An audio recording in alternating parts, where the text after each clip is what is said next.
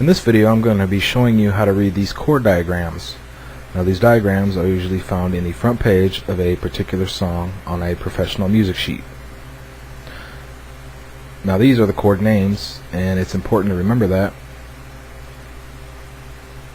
because in a tablature book these chords will be called upon by their name. So when you see this, like G5 and A5 for example, it means you're playing it along with these notes. In this particular case, you can see right here it says double with guitar 2. Guitar 1 is playing these notes, and then guitar 2 is playing this chord at the same time as guitar 1 is playing this right here. Now in this particular example, this chord right here is exactly the same as this. So basically all guitar 2 is doing is doubling the sound of this chord by playing the same thing at the same time as guitar 1. So this is the tablature equivalent of this chord. Now it's also important to note that some song sheets might not even have a list of guitar chord diagrams. This means that no guitar chords will be listed in there like this.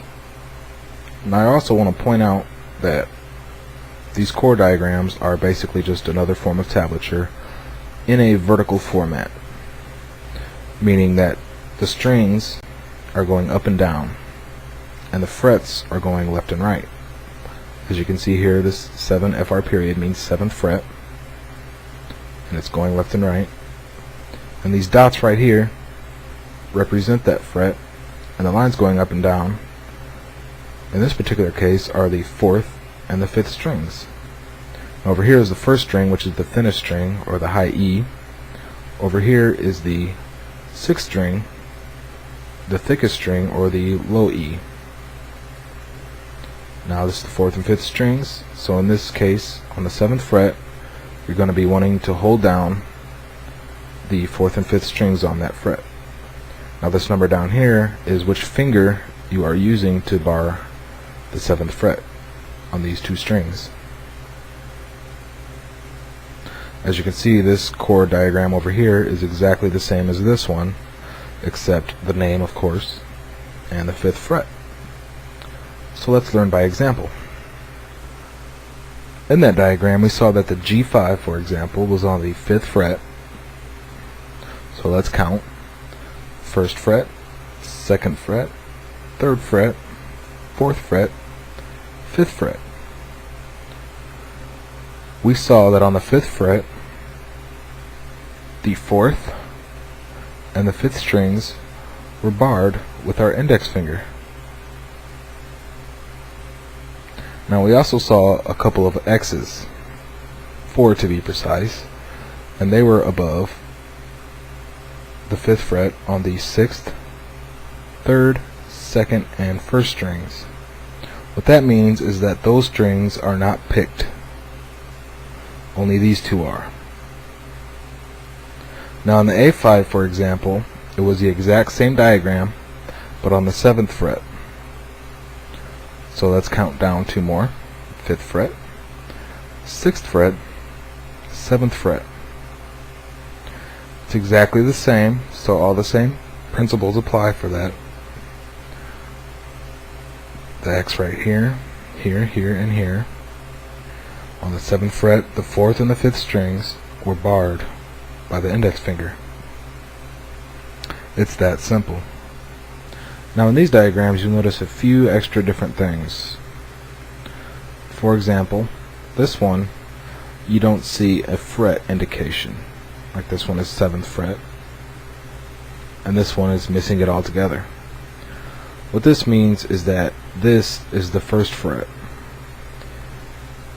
this is the 2nd fret, and so on. You'll also notice that the line right here is a lot thicker than this one.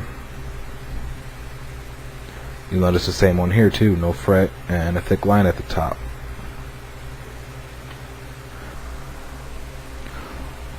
What that thick line is referring to is this thing right here, and it's called the nut. No, not that nut. Not that nut either. Now another thing you've probably noticed too is this 0 right here. What this means is that the string is picked, but you're not holding down any frets.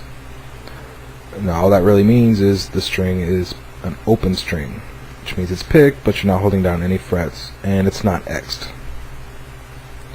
So in this example, on the 10th fret, you'll be holding the 5th string down with your index finger. On the 12th fret, 10, 11, 12, you'll be holding down the 4th string with your ring finger, and the 3rd string with your pinky finger. And you'll pick all 4 of these strings at the same time, and it should look something like this.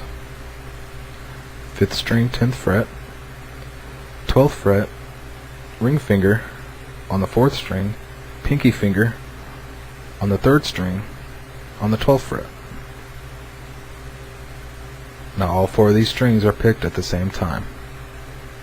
This one is open because I'm not pressing it down anywhere. I also want to mention something. We can see that the G5 and the A5 in this diagram are supposed to be barred with the index finger on both of these.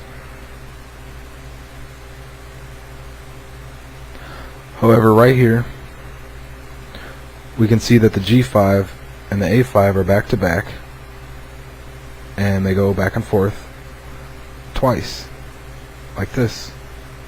Now remember, they're on the 5th and 7th strings, so 1, 2, 3. Use these dots as a visual aid to help count.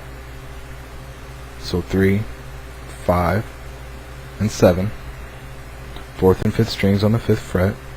Now since they are back to back, the G5 and the A5, the guitar diagram tells us to hold these down with our index finger. But we don't want to go back and forth. In the guitar world, that's called a wasted motion. You're just wasting energy and making yourself tired by doing that. So what you're going to want to do is switch back and forth like this. Use your ring finger for the 7th fret. Now this is where these chords and the chord diagrams are the most important, because right here you'll see the actual music bars. You can tell it's not tablature because it only has 5 lines, but you're actually playing something here, and it's this is the lead guitar playing this, and you'll notice that also there's no tablature underneath these lines where it normally is. But these right here, these are actually music notes, and they are quarter notes, and they're played steady all the way across. So right here you'll notice that a chord is being called right here, so you have to go to the front sheet of the song to find out exactly what frets you need to hold down. And you'll notice right here just a plain old E. Now this is actually referring to a string, and right here it's referring to the 6th string, which is the open E. Now you notice that this line doesn't have anything above it. What that means is that it's the same note as the previous one. Now in this example here you'll see the open E again, and none of these have anything above them. That just means that all these blank notes right here is that same one. And they're all palm muted, by the way. And my last and final tip is that the best way to look at these chord diagrams compared to tablature is remember that this is the thin string, the thick string, string number 1, string number 6, is look at these